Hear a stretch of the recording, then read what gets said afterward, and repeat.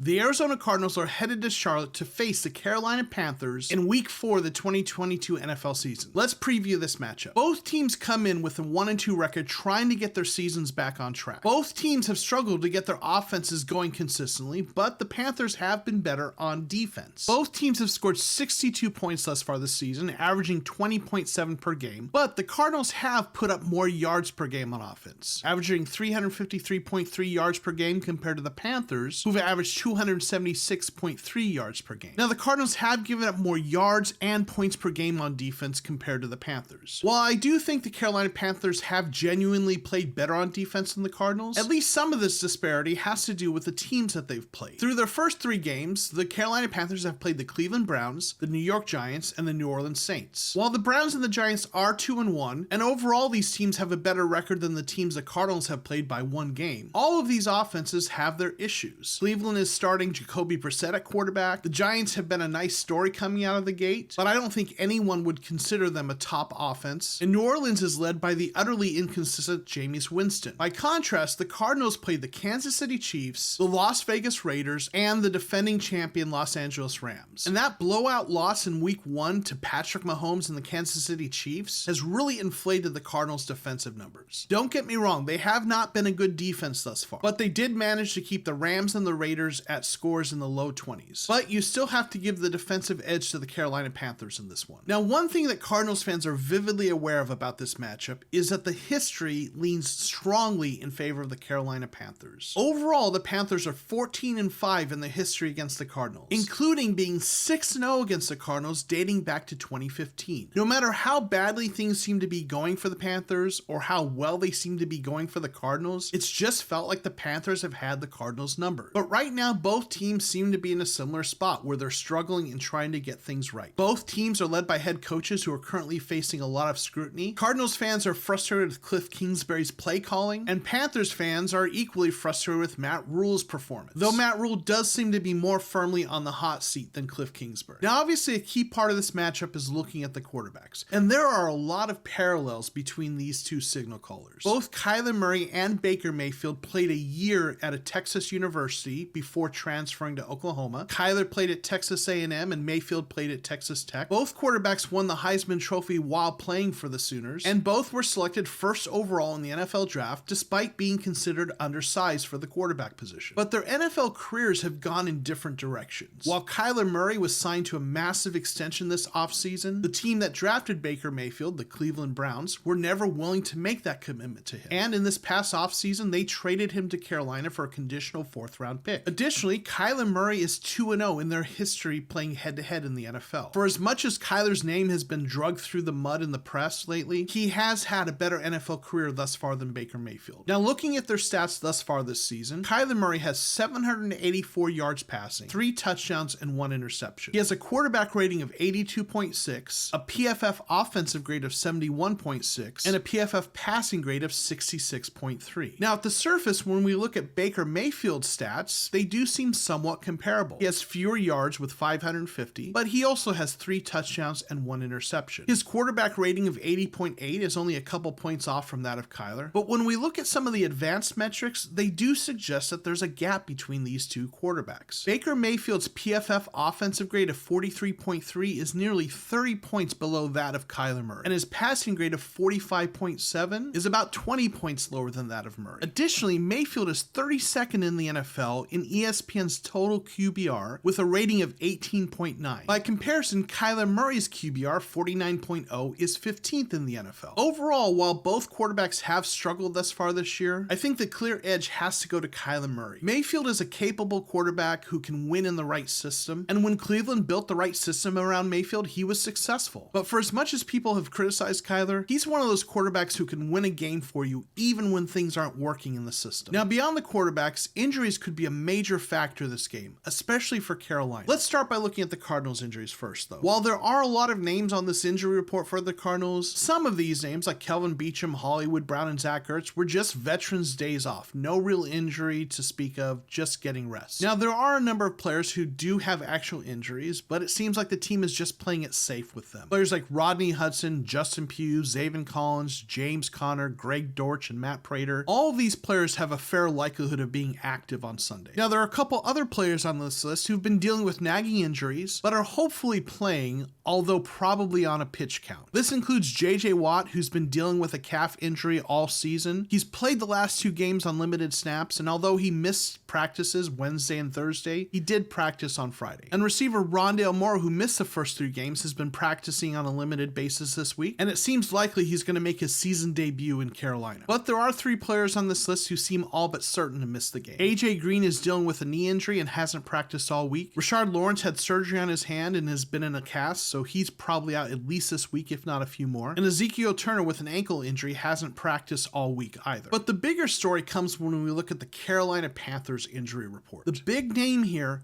is Christian McCaffrey. McCaffrey's availability for the game is uncertain. There's a chance he suits up, but reports surrounding McCaffrey have not been optimistic. Missing Christian McCaffrey would be a huge loss for the Carolina Panthers. He represents one of the toughest matchups for the Cardinals in this game. He's one of the league's best all-around threats, running the ball and catching it. And with Rashard Lawrence, one of the Cardinals' best run-stopping defensive linemen, out, and the Cardinals linebackers struggling against both the run and the pass, a healthy Christian McCaffrey could have a field day against this Cardinals defense. But if McCaffrey isn't able to play, the Cardinals' biggest concerns are going to be receivers DJ Moore and Robbie Anderson. Now, another matchup that we're going to be looking at here is the Cardinals receiver Hollywood Brown against the Panthers cornerback J.C. Horn. Now, Brown led the Cardinals with 14 receptions for 140 yards against the Rams and has been playing as their number 1 outside receiver in the absence of DeAndre Hopkins. Now, J.C. Horn has been outstanding in his second year for the Panthers. The Panthers' 2021 first-round pick has a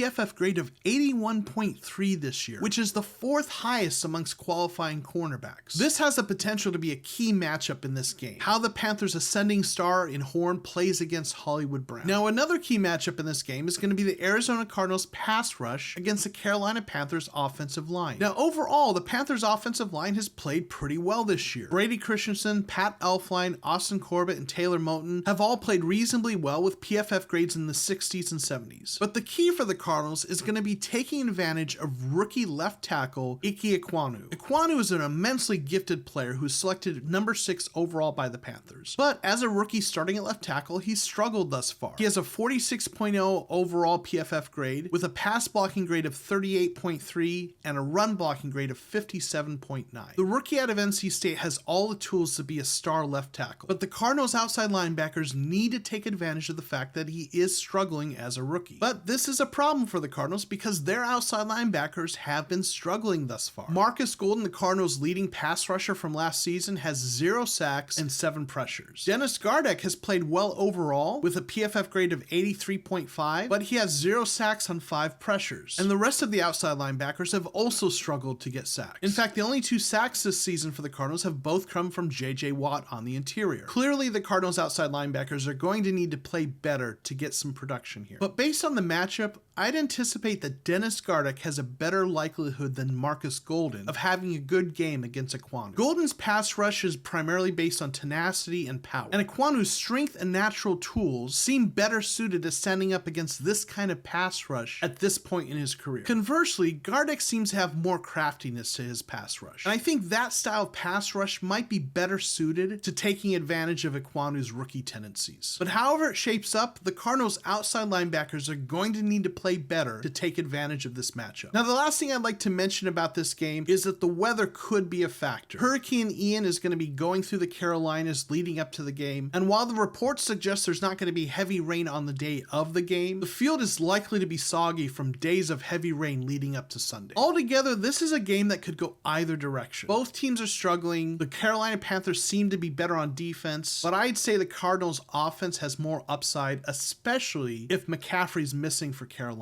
I think the Cardinals are going to come out of this game with a win, but I could definitely see this game going the other way. If you like to see more great Arizona Cardinals content, be sure to check out azsportsunderground.com. azsportsunderground.com has articles written by sports fans like myself about all Arizona sports teams. Be sure to check it out. Also, please click like on this video and subscribe to the Cardinal Rule for more Arizona Cardinals content. Thanks for watching, and we'll see you next time on The Cardinal Rule.